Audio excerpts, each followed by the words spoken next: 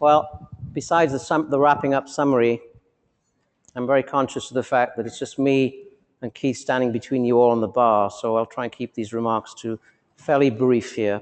What I want to start by saying, though, is that, as I was remarking to Brian earlier, it was a year ago, February, we were here, and it was a little chillier than it is now, I think. And there were maybe about a quarter of this number of people in the room, wasn't it, guys? And we were thinking, where are we going to go with this? And, well, we've done it, right? The theme that's been consistent in the last few talks is we do things together, teaming together, and we can all do more together by partnering. So I also want to acknowledge Brian and the group that's come together to form the foundation, and what a terrific job they've done to take what was a sort of an amateurish effort at the beginning, I think you'd agree, based on its history. No offense to anybody, but we've really come a long way, and now we've got version 1.2 under our belts. It's a tremendous accomplishment, which brings me to one of my first slides. Now we've got version 1.2 out there. It's going to start being used. Ken's already starting to use it at Michael J. Fox, as he just mentioned. How can we get more value out of it, especially as far as using NGS and sequence-related information? And as Ken and others have alluded to here, there's definitely a need for some sort of data sharing. It's a point we also touched on last February as well. And there's definitely a need to build on the shoulders of others and not recreate the wheel, if you will.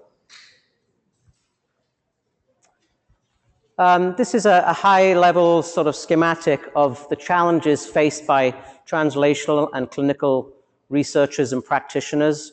We're generating a lot of sequence data now, a lot more affordably. We've broken the $1,000 genome barrier recently, so the amount of information that's going to be generated in this way is only going to continue to increase. But we're all faced with the same challenges of how to annotate and interpret that genomic information. Firstly, is this variant known for what diseases? Is the gene variant a known drug target, et cetera? And you can read the rest of the information on the slides. So through our various content aggregation and curation activities, Thomson Reuters has a vast portfolio of content that can help to address some of the challenges. And many of the boxes on the previous slide are certainly questions that can be answered using Thomson Reuters' content. And pertaining to TransMART version 1.2, I'm very pleased to say that there are two pieces of technology and content from us that could help users of the TransMART community. The top left refers to the gene variant database. This is a manually curated effort where we are curating gene disease and gene treatment response type of information. I would say at the moment it's primarily oncology focused, but our plan is to take it to rare diseases and other disease indications next year. That is available as an API and can be linked into TransMART via that API. A genomic analysis tool, which we've released in our MetaCore platform, which Brian mentioned in his talk, which is a pathway analysis tool from us. That has now got a genomic analysis capability where one can bring in VCF files and do a lot of filtering and narrow things down to deal with only those variants where we see annotations in the underlying database underneath. Next month, that will also be available as an API, and so too will allow users to be able to use it plugged into TransMART in that fashion. In our poster in the reception area, you can get more details on both of these things if you're interested. And these will be the proposed types of capabilities that using both of these APIs would afford users of TransMART going forward here. Being able to build cohorts with various selection criteria that you can see on the slide, as well as being able to do analysis of those cohorts. And one of the nice things about this sort of approach is you can start with a VCF file, you can filter it down, you can see what variants are existing in the literature from other sources, and ultimately you can bring things in an integrated way into a pathway and see where those variants may reside on a pathway. This is quite powerful and quite compelling, and we look forward to the community being able to put this to full advantage and drive more value from your genomic data. My second theme is on this whole data sharing idea, which a number of people have touched on here today, and I'm sure it won't be the last you'll discuss this in the next couple of days. Several is probably an understatement. I don't know how many several really means, but there's a lot of public resources and more increasing amounts of public information becoming available.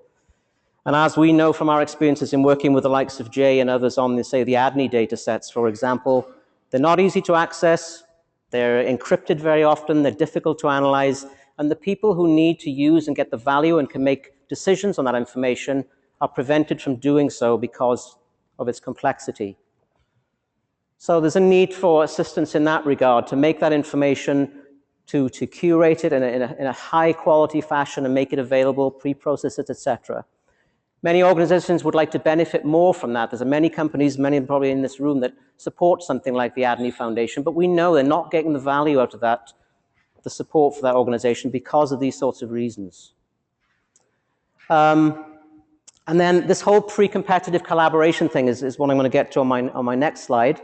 And today I want to basically launch a series of DataSMART consortia by Thomson Reuters. We've had conversations with a number of companies in this room already about this sort of concept, and I'll spell it out in a few minutes.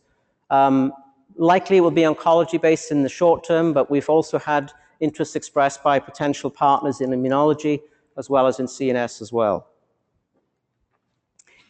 So why us to do this? Well, I think you'll agree from this particular slide, we have the track record, we have the size, and we have the scale to be able to do it. The top one is the CMR Performance Analytics Program.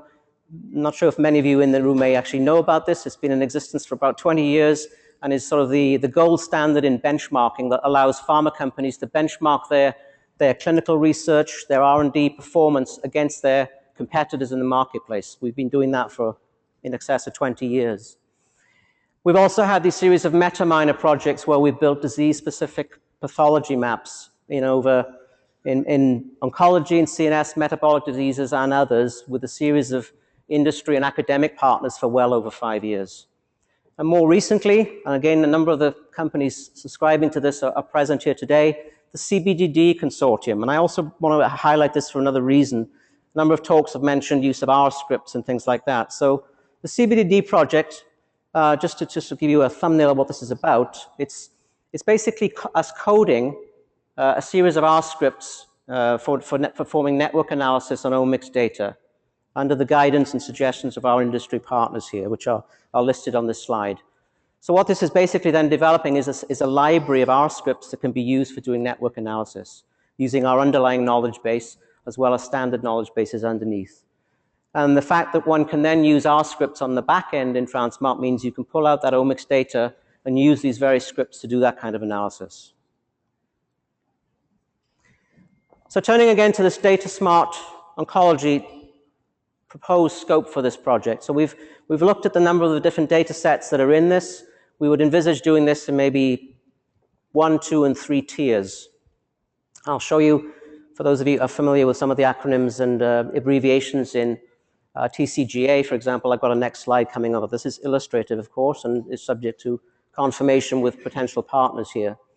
But we feel we can do full curation on about 11,000 cases with the support of probably 4 partners in about 3 months. That's TCGA complete curation. We would also propose to include gene expression data sets from Array Express or Geo based on partners' needs as well.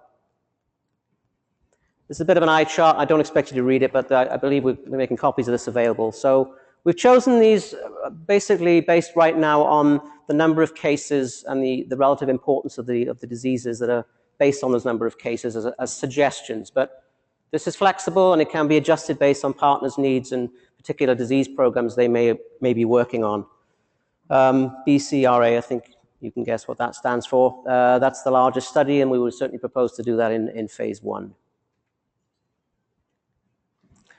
So what does that entail? Maybe sort of stating the obvious here, but it is quite an involved process. It requires gathering all this information firstly from the various sources based on the partner input, pre-processing that data, very manual intensive review, study and QC of that data and transforming it if needed.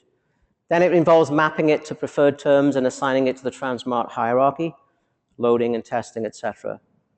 And just this may seem sort of trivial, but if you just compare these different examples, I'm sorry, if you compare these different examples on this slide, if I press the right button, it would help. Say here, looking at disease-free progression, disease-free survival. Each of these different studies are in different time units, for example. This is a trivial example, but it's the kind of standardization of nomenclature and terminologies that one has to do in controlling vocabularies and semantic resolution to get all this stuff to be uniform and standardized, if you will. So what would participants and members in this gain out of this? Well, they would get a high-quality, well-curated set of data in their disease area of choice. They will get documentation that we would provide, describing the methods, the ontologies which we've used or would create if needed, as well as instructions on as our ETL acronym again, ETL procedures. In addition, Thomson Reuters will also propose to provide some relevant content, as it were, as part of this package. And that would be, say, in the case of oncology, getting access to all the disease maps that we've built, which is now in excess of 250 disease maps for various solid tumor-based cancers, as well as providing access to the genomic analysis tool API that I mentioned at the beginning. The access options to this there's several possibilities here. If you have your own instance of TRANSMART, which many of you in this room do or are thinking about it, we could provide downloadable TRANSMART-ready files, which could be uploaded into your instance easily. If you're still dipping your toe in the water, and understandably, some people want to be cautious and sort of test things out, especially with a new version, we could create a consortium TRANSMART instance that you can access and test and download things and export things in and out of that initially, as well as then the automatic ETL pipeline procedures for updating. And the benefits of this, as we've stated several times, has been stated several times in talks earlier, is the pre-competitive nature of doing this, and the user and the sharing of experiences, and knowing the fact we'll all have a common set of curated data with which we can then pursue our research and be able to share experiences in doing that. So the deliverables will be shared between all participants. They can join at any time while the consortium is active, and it will become active once we sign our first member. And given the number of updates that occur with TCJ in particular, we will propose to update this for 1 year after the last participant would join. And as I mentioned, we're actively having conversations with several companies in this room at the moment, and would look forward to further dialogue.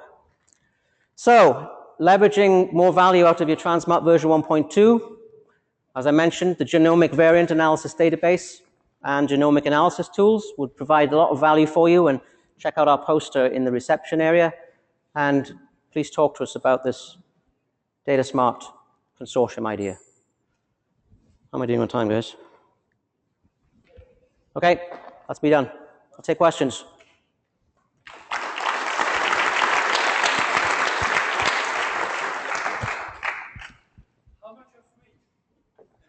Pardon? Majority would be paid to begin with, and then we could talk about what we could make available at what time periods, because the way these consortia typically work, like the CBDD project, there's usually a period of exclusivity, where the initial supporters of it would have exclusive access. We haven't determined what that period of time is, and I think we'd welcome input on that. Yes. And that could be commercial and academics. Terrific. Any other questions? I'll be around for a little while, so thanks a lot, Andy. Appreciate it. Thank you.